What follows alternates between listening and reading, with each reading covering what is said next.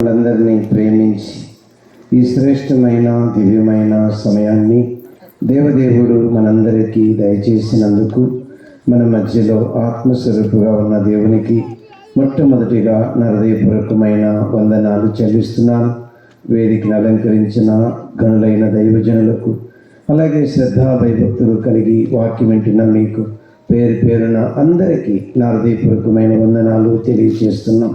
దేవుని బిడ్డలారా, మనము మొదటి రాత్రి ఏం నేర్చుకున్నాం? విశ్వాసం. రెండో రాత్రి ఏం నేర్చుకున్నాము? ఎలా అడగకూడదు, ఎలా అడగాలి. ఈ రాత్రి మనము మూడో విషయంగా ఈ రాత్రి మనం ఏం నేర్చుకోబోతున్నామంటే, మూలవాక్యము మనం చదివినటువంటి యోహాను రాసిన సువార్త 17వ అధ్యాయము 3వ వచనంలో ఇలా రాయబడి ఉన్నది. చదువమ్మా. యోహాను రాసిన సువార్త 17వ అధ్యాయము 3వ వచనం. ఎవరికి ఇచ్చింది సీట్? చదవమని ఎవరికి ఇవ్వలేదా? అద్వితీయ సత్యదేవుడైన నిన్నును ఓకే, చదువు. అద్వితీయ సత్యదేవుడైన నిన్నును నీవు పంపిన యేసుక్రీస్తును ఎరుగుటయే నిత్య జీవము. వినండమ్మా. అద్వితీయ దేవుడవైన నిన్ను నీవు పంపిన యేసుక్రీస్తును ఎరుగుటయే నిత్య జీవం. మన అంశం ఏంటంటే ఈ రాత్రి ఎరుగుట. మొదటి రాత్రి ఏంటి? విశ్వాసం. రెండో రాత్రి ఏంటి? అడుగుట. మూడో రాత్రి ఏంటి? ఎరుగుట. ఓకేనా? సో ప్రధానమైన అంశం ఏంటి? నాగిటి మీద చెయ్యి పెట్టి వెనకకి తిరుగువాడు వాడు దేవుని రాజ్యమునకు పాత్రుడు కాడు. విశ్వాసము లేని వారు ఏం చేస్తారని చెప్పుకున్నాం? మొదటి రాత్రి వెనక్కి తిరుగుతారు. విశ్వాసం కలిగిన వారు ఏం చేస్తారని చెప్పుకున్నాము? వారు వెనుకకు తిరగరు. ఎలా అడగాలో తెలియని వారు ఏం చేస్తారని చెప్పుకున్నాము? వెనక్కి తిరుగుతారు. ఎలా అడగాలో తెలుసుకున్న వాళ్ళు ఏం చేస్తారని చెప్పుకున్నాము? వాళ్ళు వెనక్కి తిరగరు. ఈ రాత్రి మూడోదిగా ఎరుగుట. 3 పాయింట్లు చెప్తాను. ఎరగని వారు ఎవరు? ఎరిగిన వారు ఎవరు? ఎరిగిన వారిని గుర్తించుట ఎలా? ఎన్ని మాటలు? 3 మాటలు. మొదటిదేంటి? ఎరగని వారు ఎవరు? ఎరిగిన వారు ఎవరు? ఎరిగిన వారిని గుర్తించుట ఎలా? ఓకేనా? రైట్. చిన్న ప్రార్థన చేసుకుందాం. ప్రేమ కలిగిన తండ్రి, వాక్యం అనే రొట్టె విరచి మా ఆత్మకు జీవాహారంగా పెట్టి మమ్మలను సర్వ సత్యములోనికి నడిపించి నీ కుమారుని స్వారూప్యములో రూపాంతరపరచుమని యేసుక్రీస్తు నామమున అడుగుచున్నాము తండ్రి. ఆమేన్. దేవుని బిడ్డలారా, గమనించండి. ఎరుగుట అనేటువంటి ఈ మాట, అలాగే తెలుసుకొనుట అనే ఈ మాట రెండు ఒకటేనా? తేడా ఉందా? తెలుసుకొనుట, ఎరుగుట అనే ఈ మాటలు రెండు ఒకటేనా? తేడా ఉందా? మళ్ళీ అడుగుతున్నాను. తెలుసుకొనుట, ఎరుగుట అనే ఈ 2 మాటలు ఒకటేనా? తేడా ఉందా?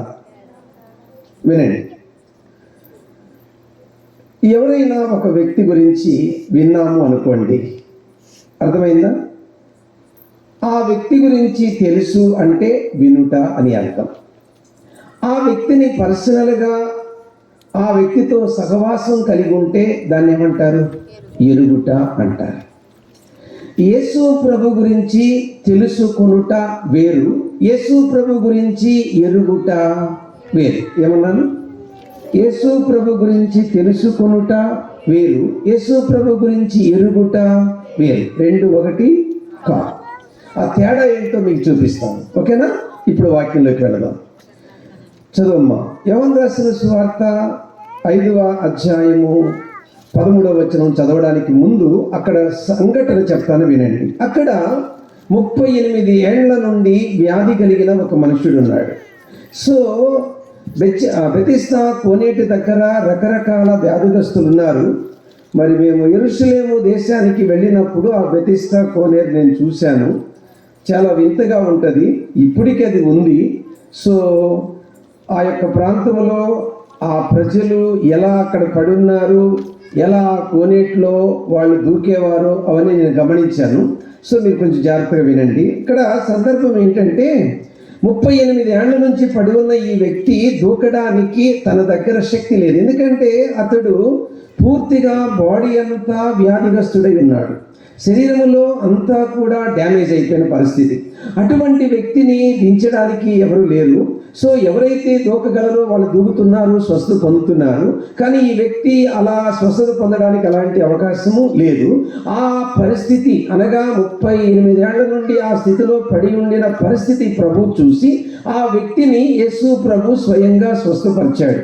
ఆ తరువాత యూదా మత నాయకులు లేదా యూదా ప్రజలు అతనితో ఇలా అన్నారు, ఏమనంటే నీ పొరుపెత్తుకొని నిన్ను నడవమని నీతో చెప్పినవాడు ఎవడు అన్నప్పుడు అతను ఇచ్చిన స్టేట్మెంట్ ఏంటో చదువుదాం. చదువమ్మా.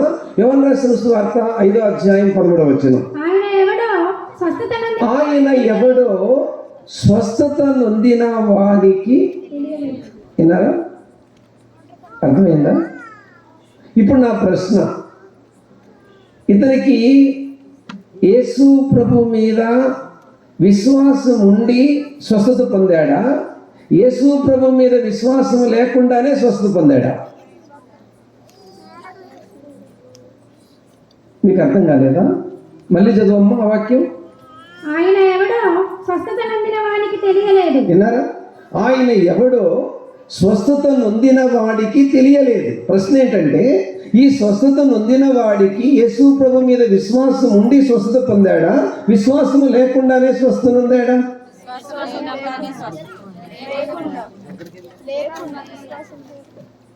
విశ్వాసము లేకుండానే శరీర స్వస్థత వస్తుందా? విశ్వాసము లేకుండానే శరీర స్వస్థత వస్తుందా? భయపడకుండా చెప్పండి, నేను మిమ్మల్ని ఏమన్నా.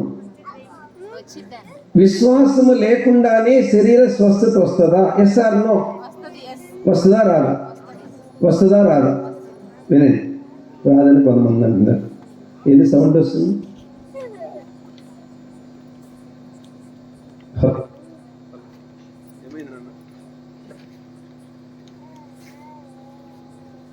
Hello, mike test. Hello, praise Lord. Okay, వినండి. చాలా ప్రాముఖ్యమైన విషయాన్ని మీరు వినబోతున్నారు. జాగ్రత్తగా మనసు పెట్టి వినండి, మీకు అర్థమైతే వాక్యం. వినండి, ఇక్కడ విశ్వాసం ఏమీ లేదు. ఇక్కడిక భౌతికమైన ఈ స్వస్థత ప్రభు చేశాడు కదండి, ఇతనికి విశ్వాసం ఏమీ లేదు. కానీ ప్రభు ఇతని మీద కనికరపడి ఏం చేశాడు? స్వస్థత ఇచ్చాడు. చాలా జాగ్రత్తగా వినండి. ఇప్పుడు ప్రశ్న, ఇతడు యేసును ఎరిగినవాడా, యేసును తెలుసుకున్నవాడా? ఏమన్నాను? ఇతడు యేసును ఎరిగినవాడా, యేసును తెలుసుకున్నవాడా? ఓకే, ఇంకొక వాక్యం చదవమ్మా. యోహాను రాసిన సువార్త 9వ అధ్యాయము 36. అక్కడ సందర్భం ఏంటంటే పుట్టుకతోనే గుడ్డివాడు ఇతను. శిష్యులు అడుగుతున్నారు ఇతను ప్రభు స్వస్థపరిచిన తర్వాత, ప్రభువా వీడు చేసిన పాపమా, వీడి కన్నవారు చేసిన పాపమా, వీడి పుట్టుకతో గుడ్డివాడు అని. విచిత్రం ఏంటంటే వీడి పాపం ఎప్పుడు చేసి ఉండాలా? వీడు చేసిన పాపం అంటే పుట్టాక చేయాలి. పుట్టక తల్లికే గుడ్డివాడైతే ఇప్పుడు పాపం చేసే అవకాశం ఉందా? చెప్పండి, ఎవరు మాట్లాడేంటి? మరి ఈ డైలాగ్ ఎందుకు వాడారు వాళ్ళు?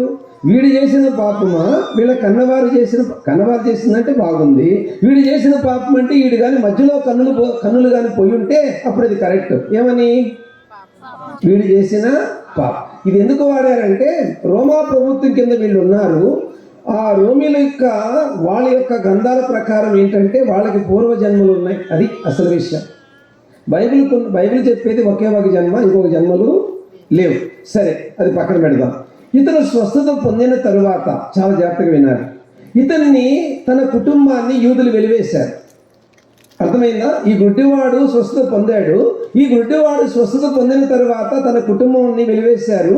అలాగే ఇతను కూడా వెలివేశారు. వాళ్ళు భయపడిపోయారు. వాళ్ళని అడిగితే వాళ్ళు చెప్పలేకపోయారు. ఎలా నీ కొడుకు స్వస్థత పొందారంటే తల్లిదండ్రులు చెప్పలేకపోయారు, భయపడి. తెలుసు వాళ్ళకి. అప్పుడు ఇతను కూడా వెలివేసిన సందర్భంలో యేసు ప్రభు స్వయంగా ఇతని దగ్గరికి వెళ్తాడు. వెళ్ళి ఒక మాట అంటాడు, నీవు దేవుని కుమారుడి యందు విశ్వాసం ఉంచుచున్నావా అని యేసు ప్రభు ఈ వ్యక్తితో అంటే ఇతను ఇచ్చిన స్టేట్మెంట్ ఏంటో చూద్దాం. ఏముందో చదువు పాప. యోహాను రాసిన సువార్త 9వ అధ్యాయం 36వ వచనం.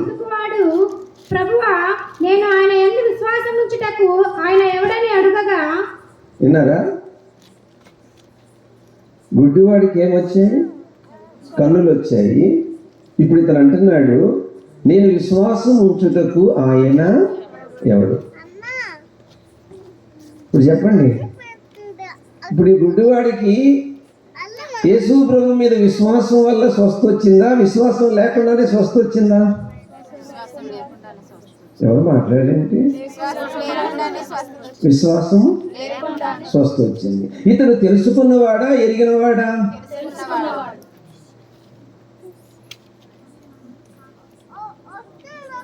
వినండి, శరీర స్వస్థతకు విశ్వాసం లేకపోయినా శరీర స్వస్థతలు జరగవచ్చు, కానీ ఆత్మ స్వస్థత విశ్వాసం లేకుండా రాదు. యేసు ప్రభు చాలా సందర్భాల్లో ఒక పదం వాడాడు, గుర్తుందా? ఏంటది? నీ విశ్వాసమే నిన్ను. దాని అర్థము శరీరాన్ని దృష్టిలో పెట్టుకొని ప్రభు మాట్లాడాల. అది వర్తించినప్పటికీ మూల భాషలో దాని ఒరిజినల్ మీనింగ్ ఏంటంటే, శరీరానికి విశ్వాసం లేకపోయినా స్వస్థత వస్తుంది, కానీ ఆత్మకు అంటే పాపం అనే వ్యాధి నుండి విడుదల పొందాలంటే ఖచ్చితంగా యేసుక్రీస్తునందు విశ్వాసం ఉంచి తీరాలి. యేసుక్రీస్తునందు విశ్వాసం లేకుండా ఆత్మకు స్వస్థత రాదు. వినండి, ఆత్మ స్వస్థత పొందినవాడు ఎరుగుతాడు, శరీర స్వస్థత పొందుకున్నవాడు తెలుసుకుంటాడు.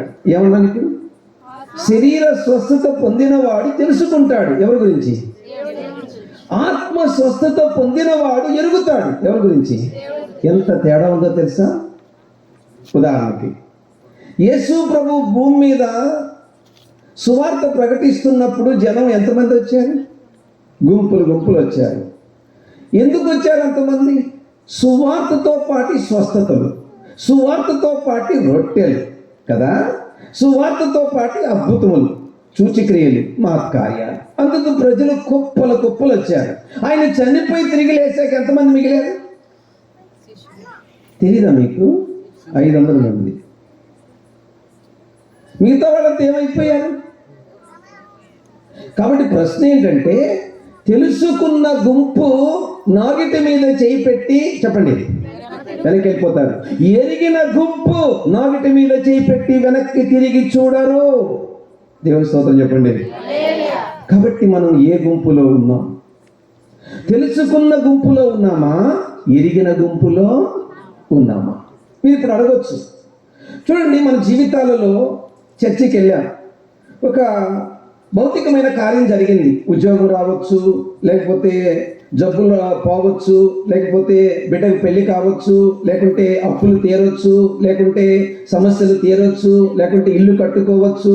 ఏదో మన కుటుంబంలో ఏదో ఒకటి జరిగింది. అప్పుడు దేవుని మీద నమ్మకం వచ్చింది, చర్చికి వెళ్తున్నాం, వస్తున్నాం, పోతున్నాం. ఇప్పుడు ప్రశ్న, అది తెలుసుకున్న అనుభవమా, ఎరిగిన అనుభవమా? ఎవరు మాట్లాడట్లా? అది తెలుసుకున్న అనుభవమా, ఎరిగిన అనుభవమా? ఎప్పుడు తెలుస్తుంది?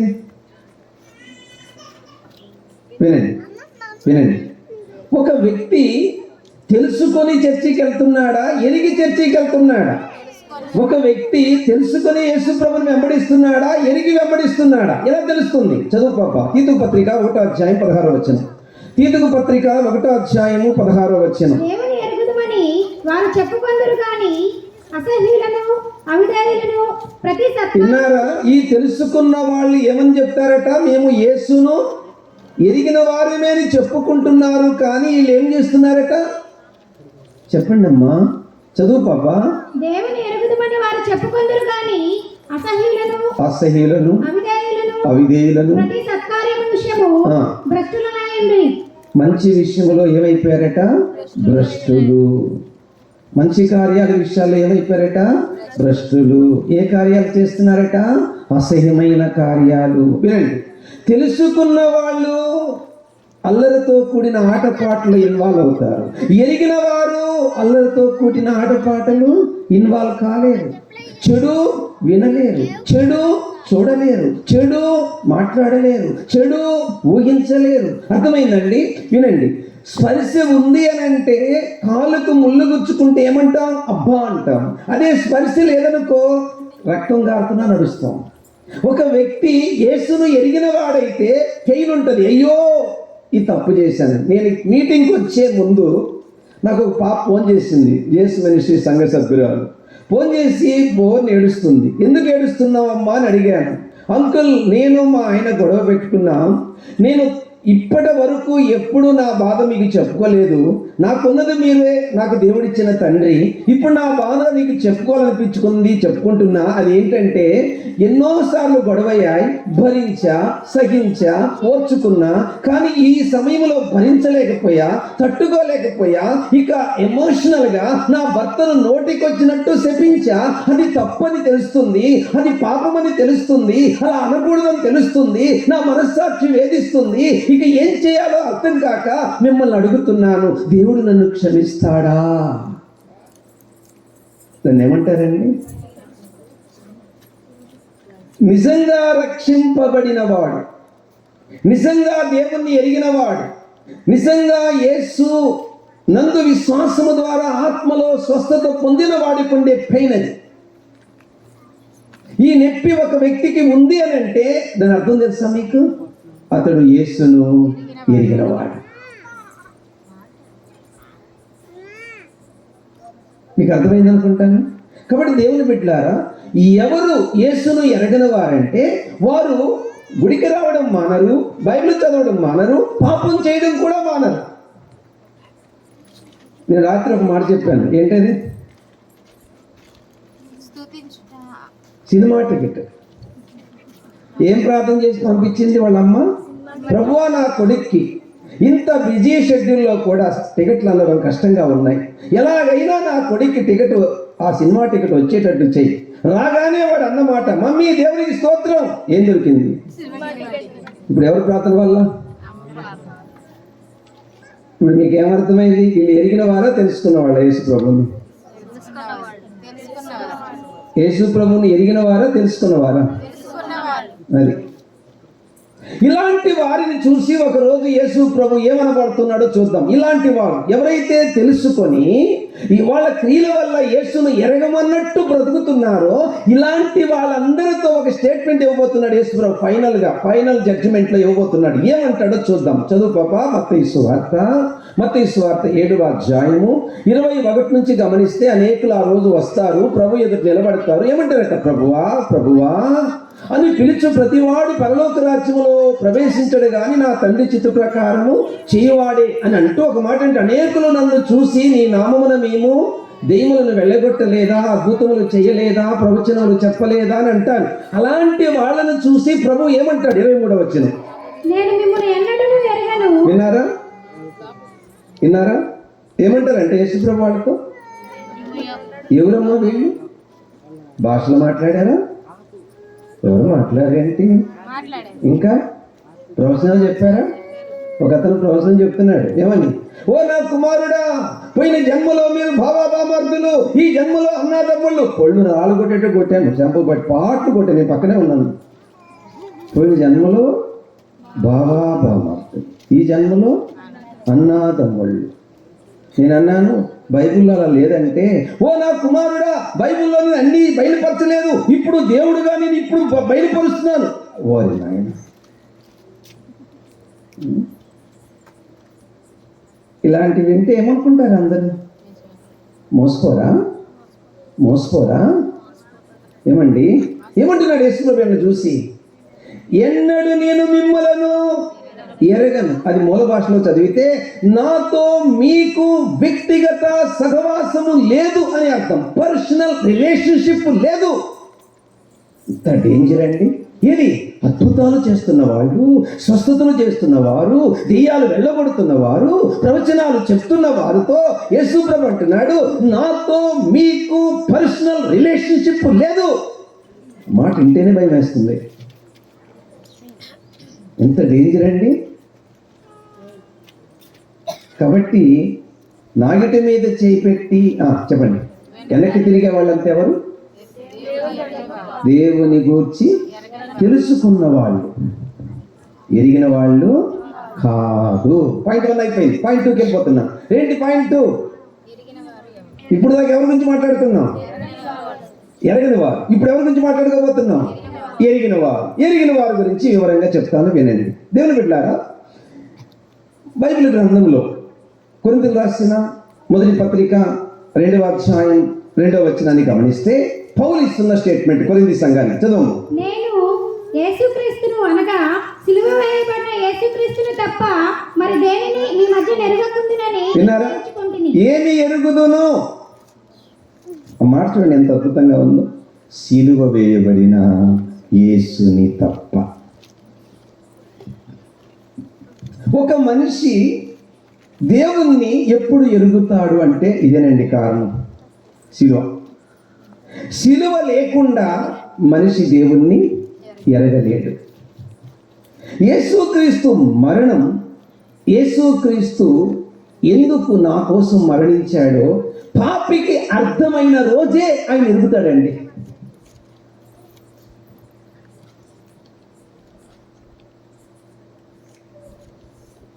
రోగికి డాక్టర్ అవసరమా, అవసరం కాదా? రోగి డాక్టర్ దగ్గరికి వెళ్ళినప్పుడు డాక్టర్ నీ జబ్బు ఏంటో చెప్పు అంటే నాకు ఏ జబ్బు లేదన్నాడు అనుకోండి, అప్పుడు డాక్టర్ ఏమంటాడు? వచ్చిన దారినే పొమ్మంటాడు. డాక్టర్ అవసరత ఎప్పుడు వస్తుంది మనిషికి? నాలో రోగం ఉందని తెలిస్తేనే. ఇప్పుడు ప్రశ్న ఏంటంటే, నేను పాపిని అని గుర్తించకపోతే యేసు ప్రభుతో నాకు అవసరం లేదు. పాపం అనే రోగానికి ఉన్నది ఒకే ఒక డాక్టర్, ఆయన పరమ డాక్టర్, ఆయనే యేసు ప్రభు. ఏరే డాక్టర్ లేదు, ఇంకే డాక్టర్ బాగు చేయలేడు ఏ రోగాన్ని? పాప రోగాన్ని. కాబట్టి ఇక్కడ ఏమంటున్నాడు? సిలువేయబడిన యేసుక్రీస్తును తప్ప మీ మధ్య నేను ఏది ఎరగా కూడదు. అంటే నేను ఏం ఎరుగుదును? సిలువ. గలతీ 2:20 అంటాడు చక్కగా. ఏమంటాడు? నేను క్రీస్తుతో కూడా సిలువ వేయబడ్డా, జీవించువాడను ఇక మీదట నేను కాదు, నా యందు క్రీస్తే. దీన్ని బట్టి మనకి ఏమర్థమవుతుంది? యేసుక్రీస్తును ఎరిగిన వారు ఎవరు అంటే యేసుక్రీస్తు మరణములో పాలు పంపులు పంచుకున్నవారు. మీకు కొన్ని ప్రశ్నలు వేస్తాను, చెప్పండి. ఆదాము పాపం చేసేటప్పుడు మనం ఉన్నామా? చెప్పాలి త్వరగా. లేము. యేసు ప్రభు సిలువేసే రోజు మనం ఉన్నామా? లేము. మళ్ళీ అడుగుతున్నాను, ఆదాము పాపం చేసేటప్పుడు మనం ఉన్నామా? మళ్ళీ అడుగుతున్నాను, ఆదాము పాపం చేసేటప్పుడు మనం ఉన్నామా? అది చూసారా, అన్ని సార్లు అడిగితే లాస్ట్కి ఉన్నామని చెప్తున్నారు. ముందంతా ఏం చెప్పారు? సరే వినండి. ఆదాము పాపం చేసేటప్పుడు మనం లేకపోతే మనం పాపలమే కాదు. ఆదాము పాపం చేసే రోజు మనం లేకపోతే మనం పాపులం కాదు. ఆదాము పాపం చేసే రోజు మనం ఆయన గర్భములో ఉన్నాము కాబట్టి మనమందరి మీద ఆయన పాపము మోపబడింది. అట్లాగే యేసుక్రీస్తు సిలువేసే రోజు కూడా మనం ఉన్నాము. ఆదాము పాపం విషయంలో నువ్వు నమ్మినా నమ్మకపోయినా నువ్వు పాపివే. కానీ యేసు ప్రభు సిలువ విషయంలో నా కొరకు యేసు ప్రభు నా పాపాల కొరకు సిలువేయబడ్డాడని నమ్మితే అప్పుడు ఆయన సిలువలో నీవు ఇన్వాల్వ్ అవుతావు. అంటే ఆయన మీద నీ పాపము మోపబడిందని, నీ కొరకు చనిపోయాడని ఎరగడం జరుగుతుంది. ఆ ఎరగడం అన్నది జరిగితేనే మన ఆత్మకు జీవం వస్తుంది. కాబట్టి ఎలా ఎరుగుతామంటే యేసు యొక్క సిలువ అంటే మరణం. పాయింట్ 1. పాయింట్ 2 చాలా జాగ్రత్తగా వినాలి మీరు. ఫిలిప్పీ పత్రిక 3:10.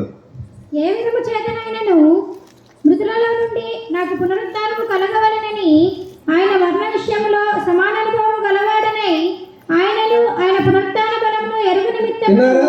ఏ బలం? అందరూ చెప్పండి, ఏ బలం? ఇప్పుడు ప్రశ్న, ఒక మనిషి దేవుణ్ణి ఎరగడానికి ఎన్ని? 2: మరణం, పునరుత్థానం. అందరూ చెప్పండి, మరణం, పునరుత్థానం. మనము బాప్తిసం తీసుకునేటప్పుడు ఏం చేస్తారు? ఇలా ముంచి ఇలా లేపుతారు. అని అర్థం చెప్పండి.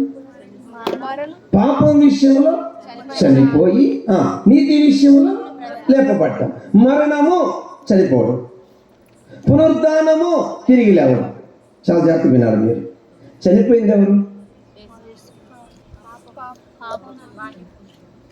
పాపం విషయంలో చనిపోయింది ఎవరు? శరీరం చచ్చిపోతే మట్టిలో పెట్టాలా? వినండి, శరీరము ఇంకా విమోచన పొందలేదు, శరీరము ఇంకా మహిమపరచబడలేదు, ఆత్మ మాత్రమే విమోచింపబడింది. ఆత్మ మాత్రమే నూతన క్రీస్తు జీవాన్ని, స్వభావాన్ని ధరించింది.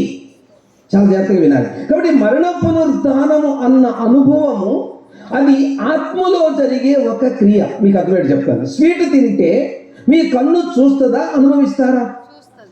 స్వీట్ అమ్మా, స్వీట్ అంటారు కదా, అది అనుభవిస్తారు. పోనీ స్త్రీలు కూర వండేటప్పుడు ఏం చేస్తారు? ఆ కూర ఇలా తీసుకొని ఇలా అంటారు కదా, అప్పుడు నాలుక మీద వేసుకుంటే రుచి తెలుస్తుందా, అని అంగిడికి అంటితే రుచి తెలుస్తుందా? అలాగా మన ఆత్మ అనుభవిస్తుంది. ఒక వ్యక్తి పాపం విషయంలో చనిపోయిన విషయం, తిరిగి లేచిన విషయం మన ఆత్మ అనుభవించడమే యేసును ఎరగడము. కొట్టండి చెప్పండి గట్టిగా.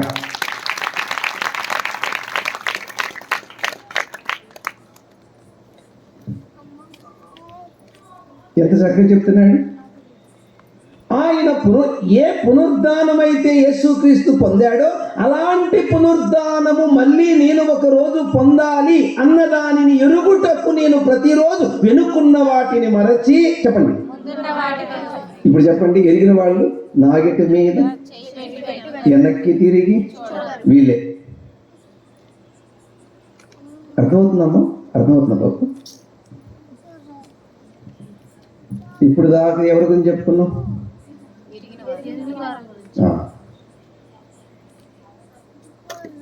ఇంకొక మాట పాప, అది కూడా చదవమ్మా, త్వరగా దాటి వెళ్ళిపోదాం. కొరింథీయులకు రాసిన 2వ పత్రిక 8వ అధ్యాయం 9వ వచనం. మీరు మన ప్రభువైన యేసుక్రీస్తు కృపను ఎరుగుదురు కదా. విన్నారా? ఏం ఎరుగుదురు? అందరూ చెప్పాలి. మొదట సిలువ, 2 పునరుద్ధానం, 3 కృప. మరణ పునరుద్ధానము ద్వారా ఏం కలిగింది మనకు? కృప. అంటే మరణ పునరుద్ధానమును విశ్వసించడం ద్వారా కృప మనకేమిచ్చింది? అక్కడ ఉందండి, ఆయన దారిద్రత వలన మనం ఏమైపోయాము? ధనవంతులమైపోయాం. అంటే మన దారిద్రత ఆయన తీసుకొని ఏమిచ్చాడు మనకు? ఆయన ఐశ్వర్యాన్ని మనకు ఇచ్చాడు. మనిషి శాపగ్రస్తుడు కదండి. పుట్టుకతోనే మనిషి ఎవరు? శాపగ్రస్తుడు. ఎంత డబ్బున్నా మనిషికి ఏముండదు? నెమ్మది ఉండదు, శాపం. ఎంత మంచి ఫుడ్ తిన్నామన్నా నీకు లేదు. ఇప్పుడు ఒకప్పుడు డాక్టర్లు ఫ్రూట్స్ తినమన్నారు, ఇప్పుడు అది కూడా తినొద్దంటున్నారు. ఎందుకు? అంతా కెమికలే. ఏది పట్టుకున్నా అంతా మెడిసినే, అంతా కెమికలే. బాడీ రోజు రోజుకి క్షీణించిపోతుంది, బలహీనమైపోతుంది. ఎందుకంటే యెహోవా దేవుడు ఆదికాండం 2:17లో ఏమని చెప్పాడు? నీవు మంచి చెడుల తెలివినిచ్చు వృక్ష ఫలం తిను దినమున నిశ్చయముగా చచ్చి. ముందు చచ్చిపోయింది ఎవరు? ఆ మాట అన్నాడు కదండి. తిన్నప్పుడు ముందు చచ్చింది ఎవరు? సాతానా? అవ్వా. ముందు చచ్చిపోయింది ఆత్మ, తర్వాత చచ్చిపోయింది శరీరం. దినమున నిశ్చయముగా చచ్చిదు అంటే అర్థం అది. వినండి, విజ్ఞాన శాస్త్రజ్ఞ నిర్వచనం ప్రకారము మరణము అనే మాటకు అర్థం దేవునితో ఉన్న సంబంధం తెగిపోవుట. భౌతిక మరణం అంటే మన ఆత్మ దేహాన్ని విడిచిపెడితే భౌతిక మరణం, మన ఆత్మ దేవుణ్ణి విడిచిపెడితే ఆత్మీయ మరణం. మళ్ళీ చెప్పనా? మన ఆత్మ దేవుణ్ణి విడిచిపెడితే ఆత్మీయ మరణం, మన ఆత్మ దేహాన్ని విడిచిపెడితే భౌతిక మరణం. ఇప్పుడు ఏమన్నాడు? మన దారిద్రత ఆయన మీద వేసుకొని మనం అనుభవించాల్సింది ఆయన అనుభవించి ఆయన ఐశ్వర్యాన్ని మనకిచ్చాడు. అది ఎలా దొరికింది? కృప. మీకు అర్థమయ్యే చెప్తాను, వినండి. పరలోక మహాపట్నంలో ఒక సభ జరిగింది. ఏం జరిగింది? సభ. ఆ సభలో ఈ భూలోకములో మానవ జాతి ఏం చేసింది? పాపం చేసింది.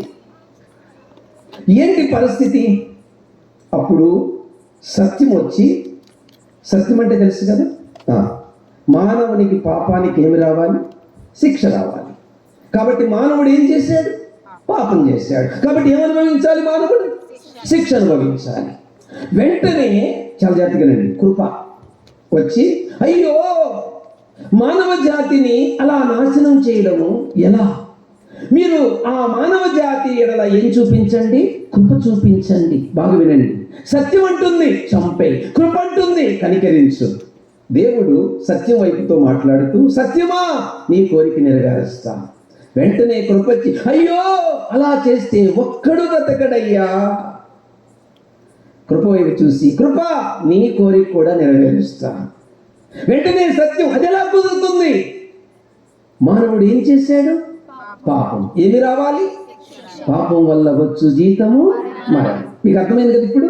ఈ విధంగా ప్రభు సత్యం వైపు, కృప వైపు చూసి, ఓ సత్యమా నీ కోరిక నెరవేరుస్తా, ఓ కృప నీ కోరిక నెరవేరుస్తానంటే దేవదూతలందరూ ఒక్కసారి ఉలిక్కిపడి ఆశ్చర్యంగా ప్రభు వైపు చూస్తున్నారు. ఇది ఎలా సాధ్యం? ఇది ఎలా సాధ్యం? ఇది ఎలా సాధ్యం అని. అప్పుడు తండ్రి అయిన దేవుడు చెప్పాడు, నా ప్రియ కుమారుణ్ణి భూమి మీదకి పంపిస్తా, అందరి పాపాలు నా కుమారుని మీద మోపుతా, అందరికీ రావలసిన శిక్ష నా కుమారుడు అనుభవిస్తాడు. అప్పుడు ఎవరు సిలువ దగ్గరికి వచ్చి, అయ్యా నా పాపాల కోసం చనిపోయారని పశ్చాత్తాపడతారో అప్పుడు కృప వారిని రక్షించి నా బిడ్డలుగా చేర్చుకుంటుంది అని చెప్పాడు.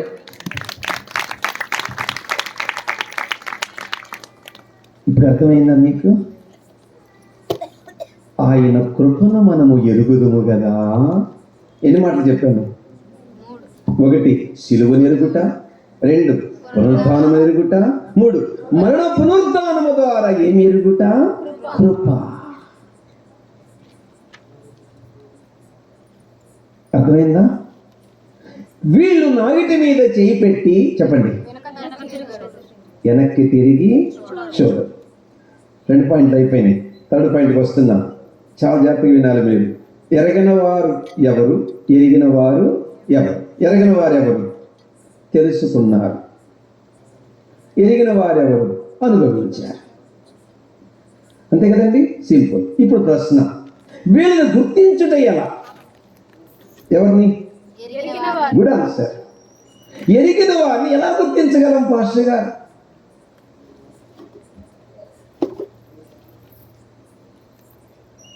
₹30 నోటు ఉందా మీ దగ్గర? ₹25 నోటు ఉందా? ఓ లేదా? ఎందుకని? ఎందుకని?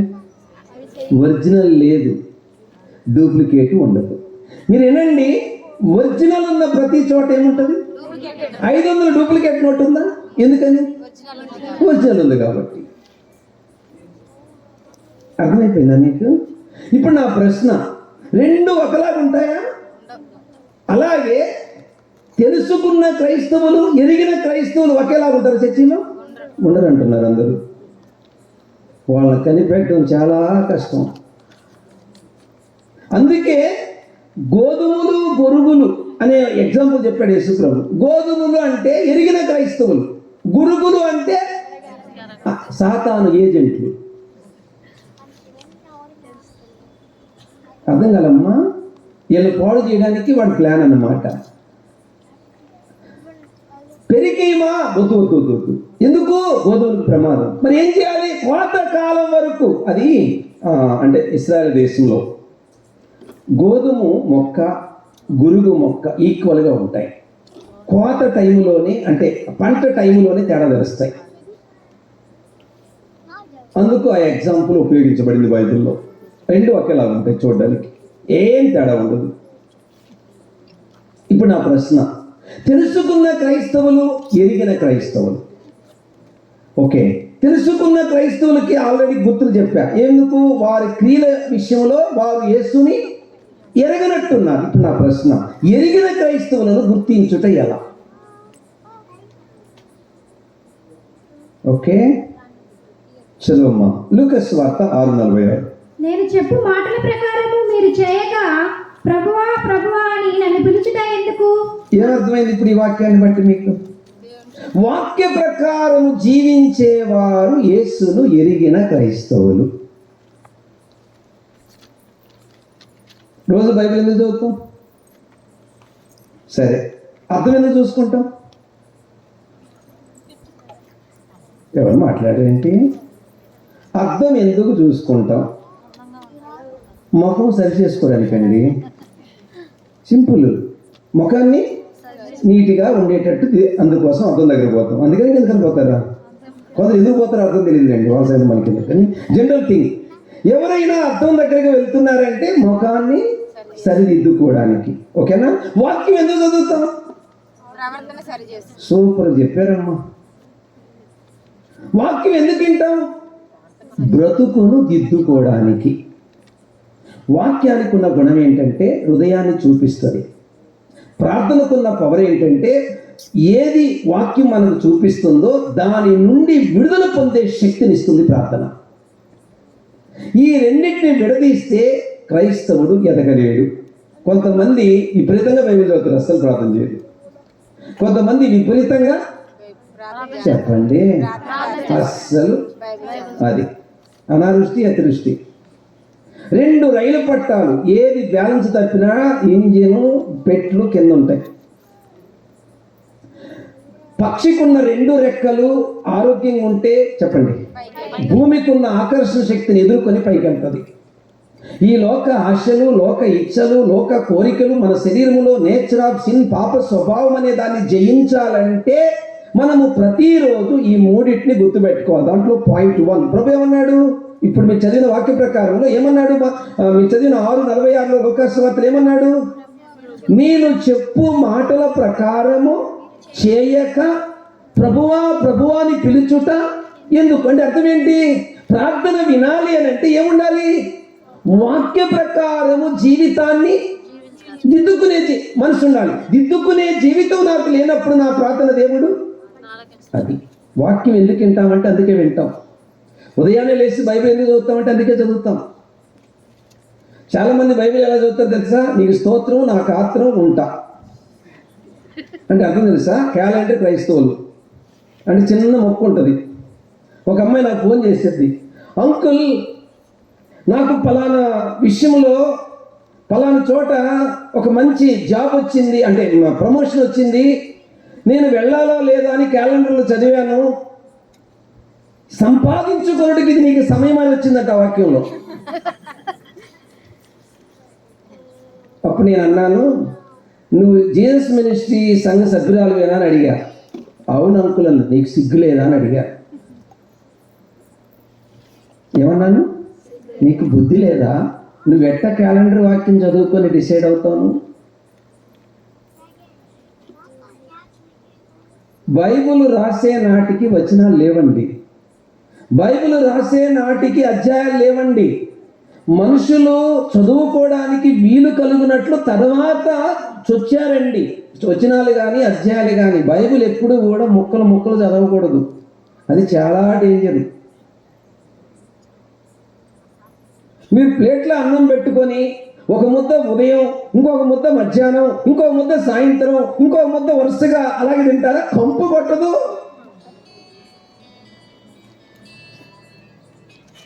కాబట్టి వాక్యానుసారమైన జీవితము ద్వారా చెప్పండి చెప్పండి యేసును ఎరిగిన వారిని కనుగొనవచ్చు. ఎట్లా చెప్తాను వినండి. ఒక తండ్రి ఒక అబ్బాయిని ఒక ఆఫీస్ బాయ్గా ఒక అధికారి దగ్గరికి తీసుకెళ్ళాడు, పెట్టుకోమని, ఆఫీస్ బాయ్గా. సరే, ఆ అధికారి ఇతనికి తెలుసు అనమాట. ఈయన వెళ్ళి చెప్పగానే ఇక్కడ పెట్టి అంటే మా ఆఫీసులో వదిలేసి వెళ్ళిపోయా అన్నాడు. చిన్న అబ్బాయి, అంటే 13 ఏళ్ళు ఉంటాయి అబ్బాయి. సరే, మొత్తానికి అక్కడికి వెళ్ళిన తర్వాత ఆయన వెళ్ళిపోయాడు తండ్రి, అబ్బాయి తండ్రి. ఆ అధికారి అబ్బాయితో చెప్తున్నాడు, పక్కనే బడ్డీ కొట్టు ఉంటుంది, పోయి సిగరెట్ ప్యాకెట్ దారా అన్నాడు. అప్పుడు ఈ అబ్బాయి ఏమన్నాడు తెలుసా? అలాంటి చెడ్డ పనులు నేను చేయను సార్ అన్నాడు. రే, నువ్వు ఎందుకు వచ్చావు? నేనేం చెప్తే అది చేయడానికి వచ్చావు. మరి నువ్వేంటి అలాంటి చెడ్డ పనులు చేయనంటున్నావు విచిత్రంగా? సార్, నేను నమ్మిన యేసు పరిశుద్ధుడు. బాగా నమ్మా. ఏమన్నాడు? నన్ను సమస్త ప్రవర్తన విషయంలో పరిశుద్ధంగా ఉండమన్నాడు, కాబట్టి నేను ఆ పని చెయ్యలేను. చాలా కోపం వచ్చింది అధికారికి. గెట్ అవుట్ అనబోయి, ఎందుకో చిన్నోడు కదా జాలేసి వాళ్ళకి ఫోన్ చేశాడు. అమ్మ, ఒక వింతైన అబ్బాయి వచ్చాడు, నీకేమైనా అవసరమా ఇంట్లో పనులు పెట్టుకోవడానికి అని అడిగాడు వాడు భార్య. సరే పంపండి అన్నది. సరే వెళ్ళాడు. ఇక వాళ్ళ ఆవిడ కూరగాయలు అవి ఇవి చెప్తే అవి చేస్తా ఉన్నాడు. ఈయన పోయి అడిగాడు, అమ్మ, గతములో ఉన్న పిల్లలకి వీడికి ఏమైనా తేడా ఉందా? ఉందండి, చాలా తేడా ఉంది. గతములో ఉన్నవాడికి 10 రూపాయలు ఇచ్చి వస్తువులు తేరా అంటే తిరిగి చిల్లర ఇవ్వడు, సరిపోయిందనేవాడు. వీడు పైసా బేడంతో సహా తిరిగి రిటర్న్ ఇస్తున్నాడు. అప్పుడు మళ్ళీ ఆ బాబుని నిలబెట్టి అడిగారు, బాబు, నీలో ఒక ప్రత్యేకత కనబడుతుంది, నీలో ఒక ప్రత్యేకమైనటువంటి వ్యక్తిత్వం కనబడుతుంది, దీనికి కారణం ఏంటంటే ఆ అబ్బాయి అన్నాడట, అయ్యా, మీరు నాలో ఏదైనా చెడు చూస్తే అది నాది, నాలో ఏదైనా మంచి చూస్తే అది యేసుక్రీస్తు అని చెప్పాడట.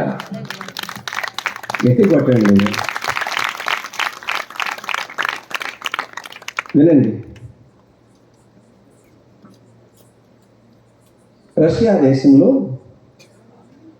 సైంటిస్టులు ఒక విషయాన్ని వెలుగులో తీసుకొచ్చారు.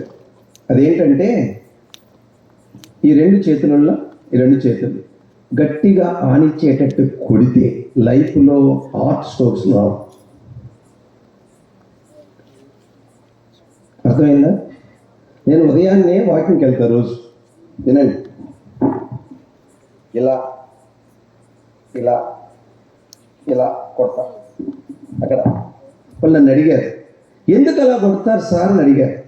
అప్పుడు నేను చెప్పా, అలా కొడితే షుగర్ లైఫ్లో రాదని చెప్పా. అందరూ కొడుతున్నారు. అంటే మనిషి దేనికి భయపడుతున్నాడు చెప్పండి? జబ్బులకి, మరణానికి భయపడుతున్నాడు. మరి శాశ్వత మరణం ఒకటి ఉంది, ఏంటది?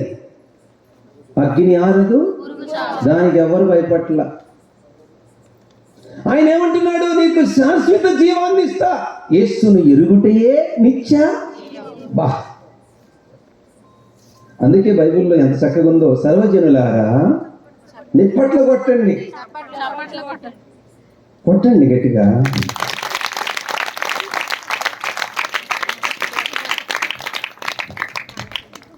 దేవునికి మహిమ కలుగును గాక.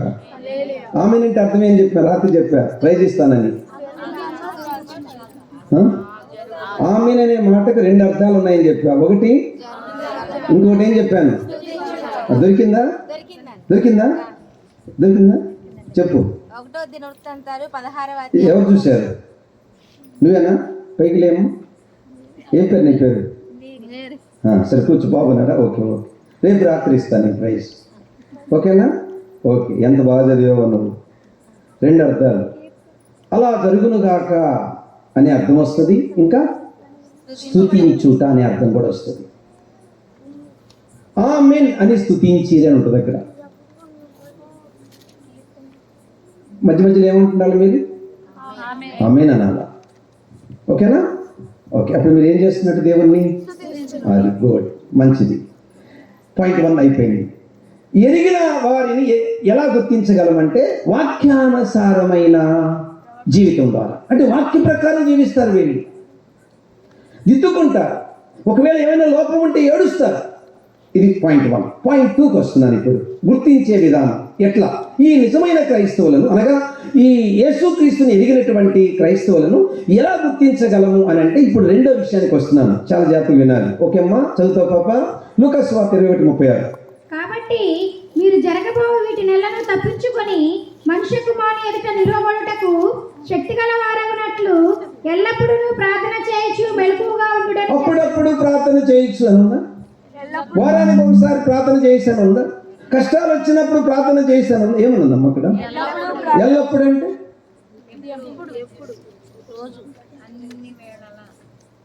మీకు అర్థమవుతుందా? శ్వాస ఆగిపోతే ఏం జరుగుతుంది? మరణం. ప్రార్థన ఆగిపోతే ఆత్మ చచ్చిపోతే, గుర్తుపెట్టుకోండి. ప్రార్థన అనే శ్వాస ఆగింది అంటే నీ ఆత్మ చచ్చిన దాంతో సమానం. యేసును ఎరిగిన క్రైస్తవుడు, బాగా గుర్తుపెట్టుకోండి ఈ పదం, ప్రార్థన లేకుండా ఉండలేడు. ఏమన్నాను? యేసును ఎరిగిన క్రైస్తవుడు. చెప్పండి. ఉదాహరణకి పిల్లవాడికి ఒక 1000 రూపాయల ఆట వస్తువులు ఇచ్చాం ఆడుకోమని. ఎంతసేపు ఆడుకుంటాడు? అరగంట, ఇంకా గంట. ఆ తర్వాత ఎవరు కావాలి వాడికి? తర్వాత ఎవరు కావాలి వాడికి? అమ్మ స్పర్శ కావాలి, అమ్మ కౌగిలింతలు కావాలి, అమ్మ ఆ యొక్క ఆప్యాయత, ప్రేమ వాడికి కావాలి. వీడు 1000 రూపాయల ఆట వస్తువులు ముందు ఇచ్చి, ఒరే నీకు 1000 రూపాయల ఆట వస్తువులు ఇచ్చాను రా ఆడుకోరా అంటే వాడు ఏమంటాడు? అమ్మా అంటాడు. మళ్ళీ అన్నకు ఇంకా అంటాడు, ఇంకా అంటే ఇంకా కుక్క పెడతాడు. అట్లాగే నీకు టీవీ ఉన్నా, నీకు ఫ్రిడ్జ్ ఉన్నా, నీకు డబల్ కాట్ ఉన్నా, నీకు దానిలో పరుపు ఉన్నా, లేకుంటే ఎన్నున్నా, ఈ యేసయ్య జీవములో నీ ఆత్మ ఆనందించకుండా నువ్వు బ్రతకలేని స్థితిలో ఉంటే నువ్వు నిజమైన క్రైస్తవురాలు. ప్రతి క్షణం ఆయన స్పర్శ, బిడ్డకు తల్లి స్పర్శ ఎంత అవసరము, మన ఆత్మకు తల్లైన యేసు స్పర్శ అంతే అవసరం. ఆమేనండి.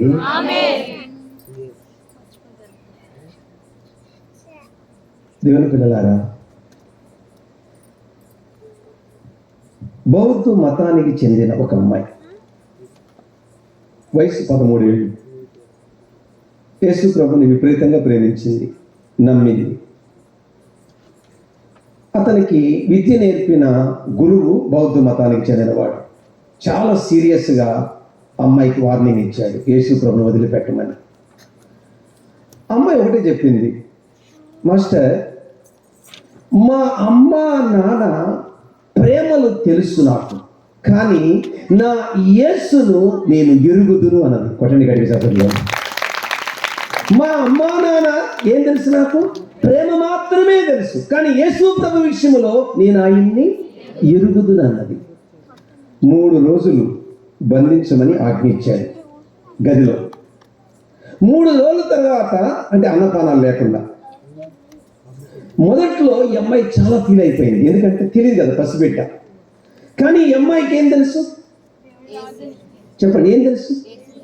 ఇప్పుడు మనం 2వ పాయింట్లో ఉన్నాం, ప్రార్థించడం. Good answer. ఎప్పుడైతే ప్రార్థించడం ప్రారంభించిందో ఆ తల్లి, బాగినండి, బిడ్డ ఏడుస్తున్నప్పుడు తల్లి అలా బిడ్డను కౌగిలించుకోగానే తప్పని ఏం మానేస్తుంది? అట్లా ఆ బాధ, ఆ వేదన మాయమైపోయింది. 3వ రోజు ఆ బౌద్ధ మతానికి చెందిన మాస్టర్ అమ్మాయి ముఖ కవళికలు చూసి మతిపోయింది ఆయనకి. ఎందుకంటే అంత సంతోషంగా అమ్మాయి ముఖం కనబడింది.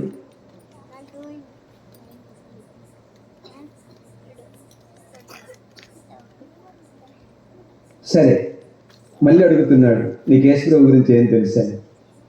ఆమె ఏం చెప్పిందో తెలుసా? మాస్టర్, యేసు ప్రభు గురించి అంతగా నాకు తెలియదు, కానీ ఆయన్ని నేను ఎరుగుదును అన్నది. ఆయన మైండ్ బ్లాక్ అయిపోయింది. మళ్ళీ బంధించమన్నాడు. ఆ తర్వాత తలుపులు తీసి వెళ్ళాడు. ఆ పాపను పట్టుకొని అంటాడు, పాప, ఇంతకాలము నేను నీకు గురువుని, ఇది మొదలుకొని నీవే నా గురువు అన్నాడు.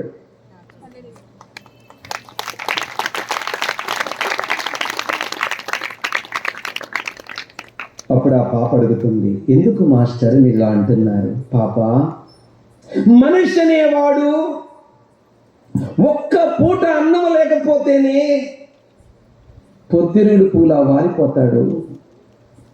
5 రోజులు పాప లేకుండా ఈ చిన్న వయసులో నీ ముఖములో కాంతి తగ్గలేదు, నీ ముఖములో వెలుగు తగ్గలేదు. రోజు రోజుకి నీ కాంతి, నీ వెలుగు, నీలో జీవం పెరుగుతూనే ఉంది. నీవు నమ్మిన యేసు నీతో ఉండకపోతే ఇది అసాధ్యం అన్నాడు.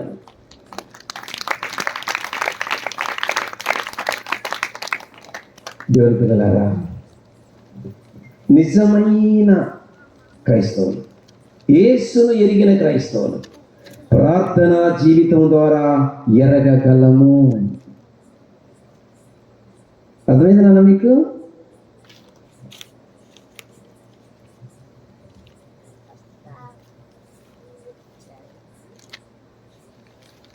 ప్రార్థన చాలా అవసరం అండి మనకు.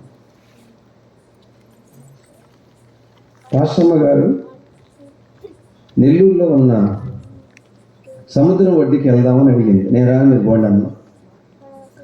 పెళ్ళయ్యాక ఒక్కసారి ఎక్కడ తీసుకెళ్ళావా అని అడిగింది. పాపం బాధపడుతుందని పోయా. ఒక షరతు మీద, నేను సముద్రంలో అడుగు పెట్టను, నేను ఇసుక మీద కూర్చుంటా, మీరు కావాలంటే వెళ్ళండి అని చెప్పారు. సరే, వాళ్ళు పోయి ఏదో ఆడుకుంటున్నారు, నేను ఇసుకలో కూర్చొని ఆలోచిస్తా ఉన్నా, దేవా నువ్వెంత గొప్ప దేవుడు, ఈ సృష్టిలో నీ జ్ఞానం ఎంత గొప్పది దేవా, ఈ సముద్రానికి ఏమీ లేదు. చెప్పండి, ఆనకట్ట లేదు. మనం చెరువులకి ఏమేస్తాం? వర్షాలు రాగానే ఏమైపోతుంది? తెగి ఊరి మీద పడి కొట్టుకుపోతుంది కదా. భూప్రపంచములో వాగులు, వంకలు, నదులు అన్నీ కలిసి ఎక్కడ పడుతున్నాయి? పోయి సముద్రంలోనే. సముద్రం నిండి పొంగి వస్తున్నా బయటికి? చెప్పండి అని దేవుని స్తుతిస్తూ ఉన్నా. ఈ లోపల కొన్ని చేపలు అలా పైకి వచ్చి అలా కిందకు పోయాయి. మళ్ళీ ఆలోచించా, మనిషి ప్రతి క్షణం ఏం పిలుస్తాడు? కరోనా తెలిసింది దీని విలువ. 5 వరకు ఎంతమంది చచ్చిపోయారో పాపం. ఏంటది? అమ్మో, ఇది పైమట్టానికి వచ్చి ఆక్సిజన్ తీసుకుంటుంది. అందుకే చెప్పండి, సముద్రములోన అది బ్రతకగలుగుతుంది. గుర్తుపెట్టుకోండి, సముద్రం అనే లోకములో ఏమండి, ఈ లోకం అనే మాలిన్యం అంటకుండా బ్రతకాలంటే ప్రార్థన శ్వాస ఆడి తీరాలి. సముద్రం నీళ్ళు ఎలా ఉంటాయి? చేప ఎలా ఉంటుంది? ఉప్పుగా ఉంటుందా? ఒరే ఉప్పులో ఒరేసిన చేప, తాటాకి చేపలు తిని ఉప్పు అన్నారు మీరు. చేప చప్పగానే ఉంటుంది. ప్రశ్న, 24 గంటలు ఉప్పు నీళ్ళల్లో చేప ఉండి ఎందుకు అది ఉప్పగా లేదంటే దానిలో జీవమున్నది. పాపం అనే లోకములో నువ్వు ఉన్నా పాపం అంటకుండా బ్రతికించే శక్తి ప్రార్థనకుందండి. పాపాన్ని జయించే శక్తి, పాపాన్ని అసహించుకునే శక్తి, పాపాన్ని తుప్పు అని ఊసే శక్తి ప్రార్థనకుందండి. ప్రార్థన జీవితం ద్వారా యేసుక్రీస్తును లోకానికి చూపించగలం.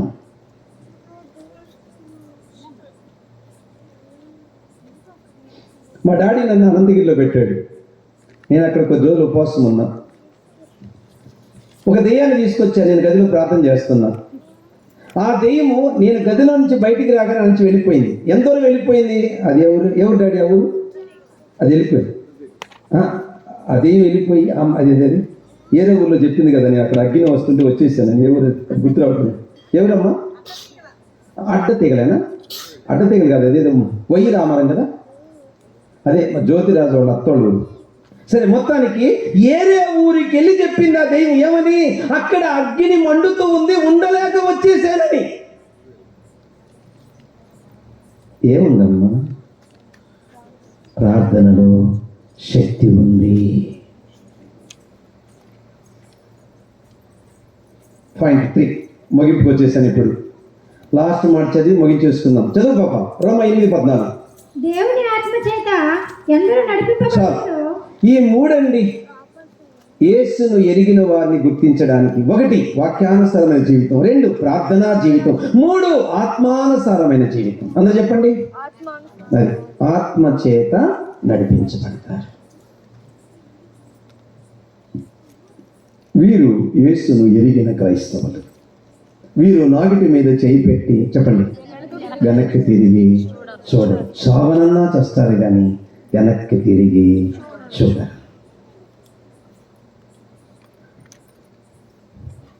నాకు 14 సంవత్సరాల వయసులో, నేను 13 సంవత్సరాల వయసులో ప్రభువుని నమ్మాను. 14 సంవత్సరాల వయసులో నన్ను ఇంటికి పిలిచారు. మామూలుగా మంచిగా చుట్టుప్రక్కల బంధువులు, అదే ఇరుగు పొరుగు వారు వచ్చారు. ఒక స్టాంపు తీసుకొచ్చారు, దాని మీద సంతకం పెట్టమని. ఏమని? కమ్మ కుటుంబంలో పుట్టలేదని. అర్థమవుతుందా? ఎలాగా? ఈ ఆస్తికి నేను వారసుడను కానని సంతకం పెట్టు. ఎందుకు? యేసు ప్రభువుని నమ్మినందుకు. అప్పుడు వయసు ఎంత? 14. బాగా వినండి. వాళ్ళు అంటున్నారు, నీకు దేవుడు కావాలా అర్థమవుతుందా మీ పాయింట్? చాలా జాగ్రత్తగా వినాలి మీరు. నిన్ను కని నవమోసాలు మోసిన తల్లి ప్రాణాపాయంలో ఉంది. నీ నోటితో యేసు ప్రభు దేవుడు కాదు అంటే ఆమె బ్రతుకుతుంది. నువ్వు యేసు ప్రభు దేవుడు అంటే చచ్చిపోతుంది. అలాంటి నువ్వు బ్రతికినా ఒకటే, చచ్చినా ఒకటే. కాబట్టి సంతకం పెట్టి ఇంట్లో నుంచి వెళ్ళిపో.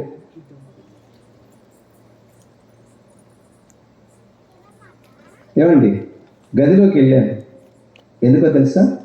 సూర్యకత్తి తీసుకొని పొడుచుకొని చచ్చిపోదాము. సూర్యకత్తి అంటే తెలుసా? కోడిని కోసే కత్తి. అప్పుడు నా అంతరాత్మలో నుంచి స్వరం వినపడుతుంది, శ్రమ దినమున నీవు కుంగిన ఎడలా. అంతే, సూర్యకత్తి పక్కన పడేశాను. దేని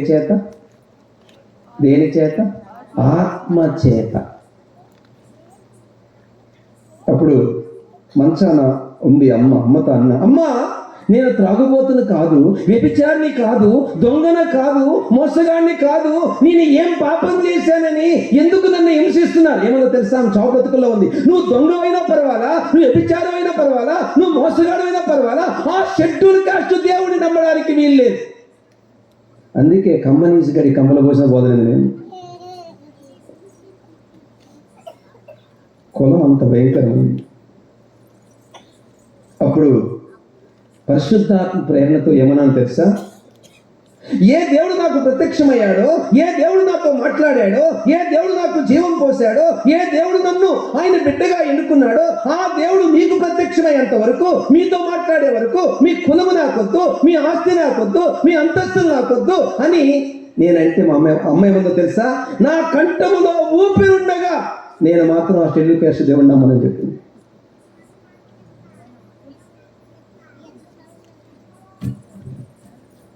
ఆ టైంలోనే దేవుడు నాకు తల్లిదండ్రులు ఇచ్చాడు. నా నిమిత్తం తల్లిదండ్రులైనను అన్నదమ్ములను విడిచిపెట్టినవాడు నేను నీకు ఇస్తానన్నది నెరవేర్చి దేవుడు నాకు తల్లిదండ్రులు ఇచ్చాడు.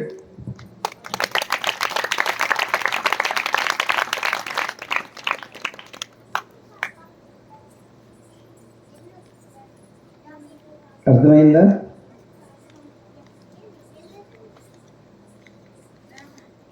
చాలా కన్నీళ్లతో ప్రార్థన చేసి ఒకరోజు, ఆ దినాలు ఫోన్లు లేవు, ఒక లెటర్ వచ్చింది. 8 ఏళ్ల వయసులో మాలకొండ దగ్గరికి తీసుకెళ్లారు నన్ను. ఎన్ని ఏళ్ల వయసులో? నేను నమ్మింది 13వ సంవత్సరం, 13 సంవత్సరాలు 6 నెలలకి. నేను 8 ఏళ్లకి అక్కడికి వెళ్ళినప్పుడు అమ్మని అడిగా, అమ్మ దేవుడు ఎక్కడ ఉంటాడు? కొండ మీద ఉంటాడు అనేది. కష్టపడి ఎక్కా. ఎంత వయసు? 8 ఏళ్ళు. నడిచే, కొండ అంటే నడవాల్సిందే. ఎక్కిన తర్వాత దేవుడు ఎక్కడమ్మా? కొండ మీద అన్నది. మీదకి వెళ్ళి ఏడమ్మా? గుడిలోరా అన్నది. గుడి దగ్గరికి వెళ్ళి ఏడమ్మా? గుడి లోనరా అన్నది. లోనకి వెళ్ళి ఏదమ్మా అన్న? రాయిని చూపించి ఈయన దేవుడు అన్నది. ఈయన మన ఇంటికి వస్తాడన్న? నోరు ముయ్యరా అన్నది. అంత వయసు ఎంత? అది. తర్వాత నాకు లెటర్ రాసింది. ఏమన్నా తెలుసా? రే, ఆ రోజు మాలకొండ మీదకి వచ్చి ఈయన ఇంటికి వస్తాడా అని అడిగితే నోరు ముయ్యమన్నా, కానీ నీవు నమ్మిన దేవుడు ఇంటికి వచ్చి నాతో మాట్లాడాడు. నీ దేవుడే నా దేవుడు, తిరిగిరా.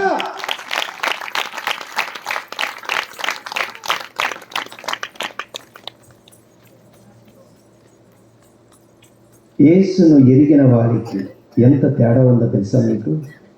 ఏ కులము నన్ను వెలివేసిందో, ఏ కులము నన్ను చంపాలనుకుందో, ఏ కులము నన్ను అంటరాని వారికి ఇచ్చిందో, అదే కులములో 25 మంది బాప్తిసం పొందారు.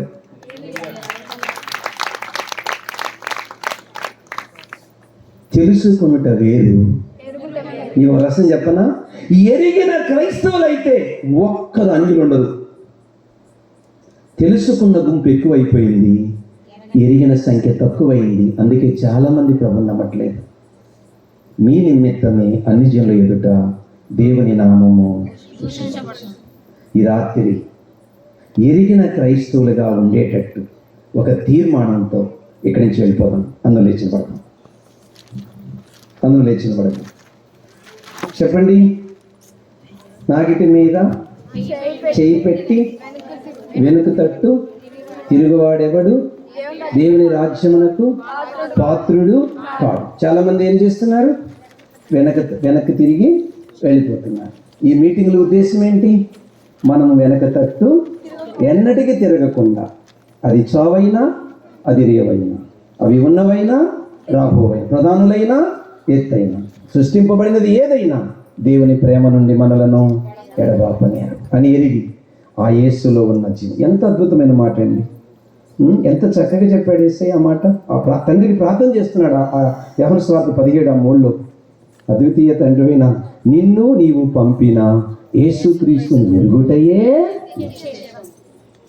ఎరగిన క్రైస్తవులు ఎవరో చూసాం, ఎరిగిన క్రైస్తవులు ఎవరో చూసాం. ఎరిగిన వారిని ఎలా గుర్తించగలమో చెప్పాను, ఎరగిన వారిని ఎలా గుర్తించగలమో చెప్పాను. ఈ వాక్యపు వెలుగులో నువ్వు ఏ స్థితిలో ఉన్నావో అర్థమైపోయింది, నేనే స్థితిలో ఉన్నానో అర్థమైపోయింది. ఒక్కసారి మనం అందరము దేవునితో 2-3 నిమిషాలు మాట్లాడుకుందాం. స్టార్ట్. ప్రార్థన. నోరిప్పండి. మీకు ఒకటే చెప్తున్నా, వాక్యం అయిన తర్వాత ఏం చెయ్యాలి? ప్రార్థన. వాక్యం చదివిన తర్వాత ఏం చేయాలి? ప్రార్థన. వాక్యము విన్న తర్వాత, వాక్యము చదివిన తర్వాత మనము ప్రార్థన చేయకపోతే ఆత్మకార్యం జరగదు. కాబట్టి నోరు విప్పి కొద్ది నిమిషాలు, కనీసం ఒక 2-3 నిమిషాలన్నా మనం హార్ట్ఫుల్గా ప్రేయర్ చేయాలి. ప్రభువా, నేను ఎవరిని? తెలుసుకున్న క్రైస్తవుడునా, తెలుసుకున్న క్రైస్తవురాలునా, ఎరిగిన క్రైస్తవుడునా, ఏ స్థితిలో నేనున్నాను అయ్యా? ఎరిగిన స్థితిలో ఉంటే నీవు శ్రేష్టమైనది నాకు ఇవ్వబోతున్నావు అయ్యా. ఈ భూప్రపంచంలో ఎవరికి లేని ఆధిక్యత, ఎవరికి లేని ఐశ్వర్యము, ఎవరికి లేని ఆనందము, ఎవరికి లేని ఆ పరలోక వైభవాన్ని నా చేతుల్లో నువ్వు పెట్టబోతున్నావు. ఇక కష్టాలు చూడడం, ఇక కడగండ్లు చూడడం, ఇక కన్నీళ్లు చూడడం, ఇక వ్యాధులు చూడడం, ఇక బాధలు చూడడం, ఇక శాపగ్రస్తమైంది ఏది చూడడం. ఎల్లప్పుడూ నేను ఆనందిస్తూ ఆకులు దూడగలుగుతూ వేసినట్టు ఈ రాజ్యంలో గంతులు అయిపోతున్నాం. మాకు ఈ లోకం వద్దు, ఈ లోకంలో ఏది మాకొద్దు, ఈ లోకంలో ధరలోని ప్రేమలు ఏవి స్థిరము కావు, నీవే నాకు శాశ్వతమని ఒక్క నిమిషం ఆయన వైపు చూస్తూ మనం అందరము ప్రార్థన చేద్దాం. నోరు విప్పి ప్రార్థించండి ప్లీజ్.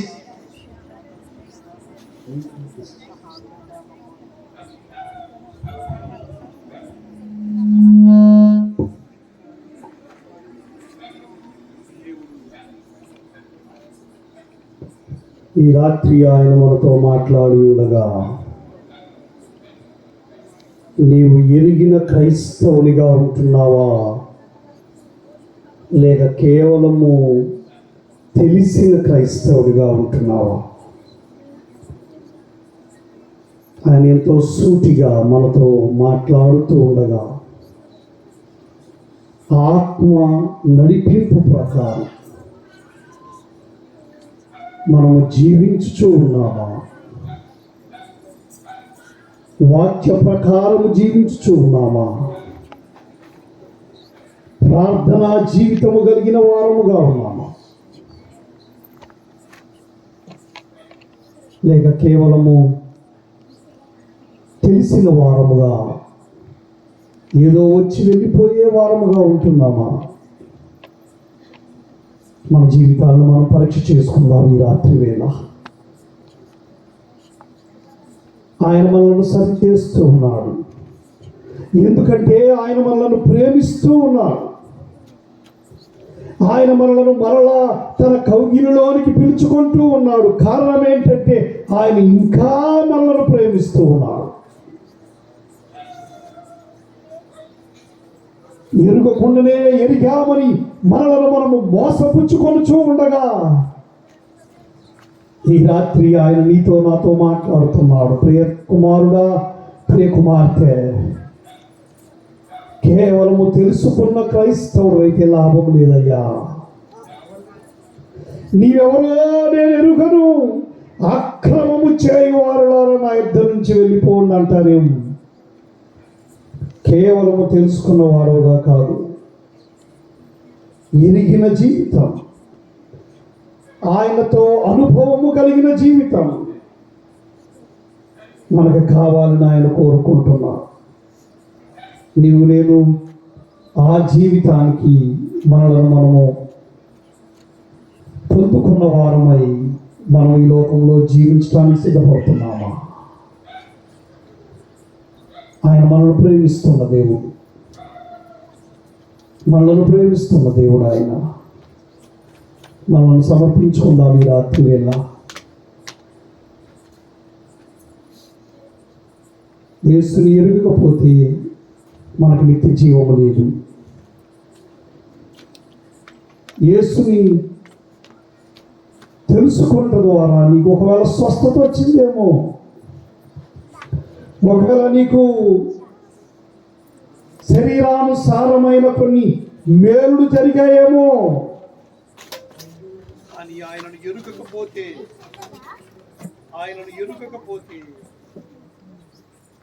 మనకు నిత్య జీవము లేదు.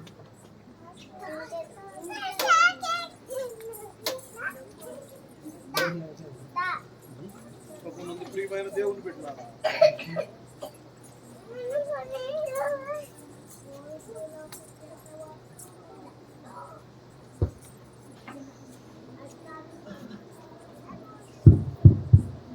ఒకసారి మన యొక్క జీవితాన్ని మనము పరీక్ష చేసుకుందాం ఈ రాత్రి వేళ.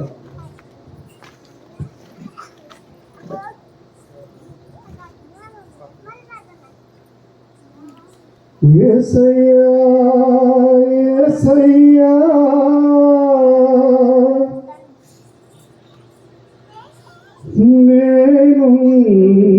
నేనుండలేనయ్యా,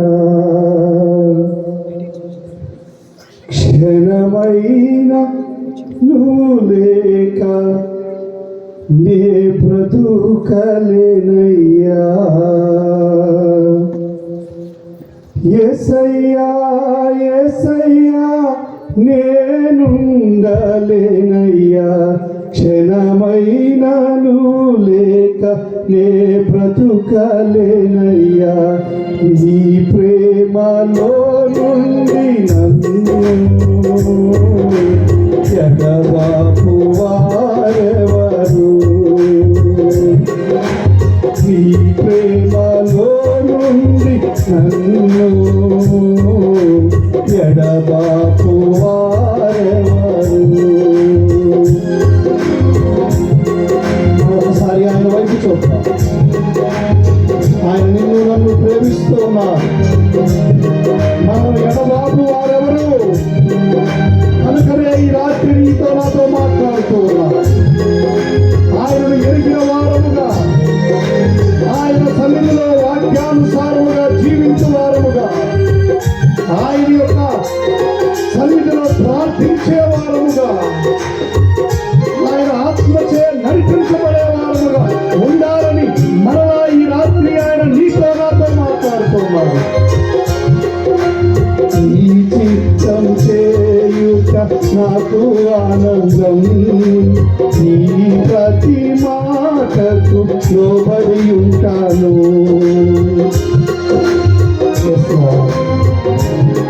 మనం సమర్పించుకున్నాం. ఈ చిత్తం చేయుట నాకు ఆనందం, నీ ప్రతి మాటకు లోబడి ఉంటాను.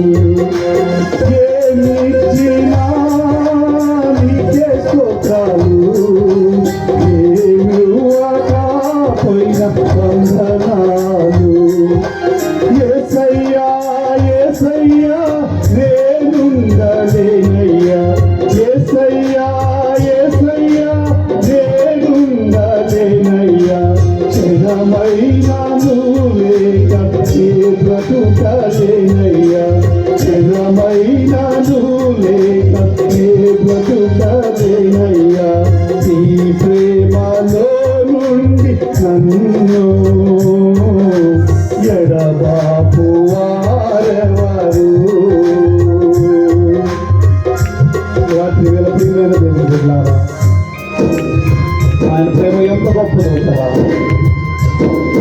ఆయనను ఎరిగిన వాడవైతే ఆయన చిత్తము చేసేవాడముగా, ఆయనను ఎరిగిన వాడవైతే ఆయనకు లోబడే వారముగా, ఆయనను ఎరిగిన వారమైతే ఆయన సన్నిధిని మోసరించి ఆయన సన్నిధిలో ఎడతెగక ప్రార్థన చేసేవారముగా మనం. ఇక నీ జీవితంలో ఇన్ని సంవత్సరాల క్రైస్తవ జీవితంలో ఇది ఇంకా అలవడలేదంటే మనం ఎక్కడో మోసం చేసుకుంటున్నాం. ఎరిగిన వారమని చెప్పుకుంటూ మనల్ని మనమే మోసపుచ్చుకుంటున్నామేమో. మనం ఈ రాత్రి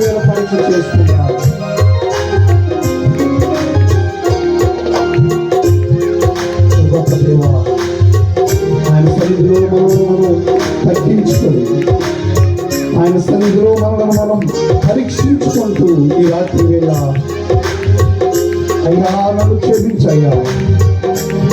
ఇంతకాలము నేను కేవలము నిన్ను తెలుసుకొని ఉన్నాను మాత్రమే, కానీ నేను ఎరిగి ఉండలేదు నాయన. అందుకే తండ్రి, నేనేం చేస్తున్నానో నాకు అర్థం కావటం లేదు. నా బ్రతుకేమైందో నాకు అర్థం కావటం లేదు. నేను నీకు ఎంత దూరం అయిపోయానో నాకు అర్థం కావటం లేదు. కానీ రాత్రి నీవు నాతో మాట్లాడావు. నీకే వందనాలు అని రాత్రి నీ జీవితాన్ని ఆయనకు తను సమర్పించగలవా? ఇక్కడి నుంచి ఎరిగిన వాడిగా, ఆయనను అనుభవ జ్ఞానము కలిగిన వాడిగా, ఆయన మరణ పునరుత్థానములను ఎరిగిన స్థితిలో ఉన్నవారుగా నీవు నేను ఉండటానికి ఈ రాత్రి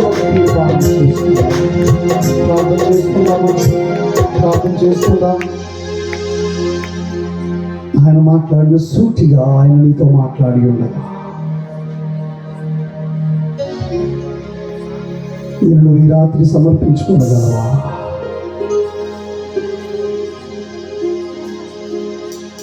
నీకు అర్థమవుతుంది ఆ దేవుడి వాక్యము ఎంత సూటిగా మనతో మాట్లాడింది ఈ రాత్రి.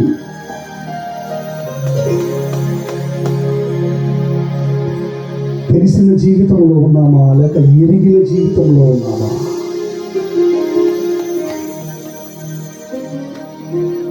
మన జీవితంలో ఆయనకు ప్రాధాన్యత ఉన్నదా, లేకపోతే ఏవేవో విషయాల గురించి ఆలోచిస్తూ ఆయనను ఎరుగకుండానే, ఆ యొక్క అనుభవము లేకుండానే మనము జీవిస్తూ ఉన్నామా?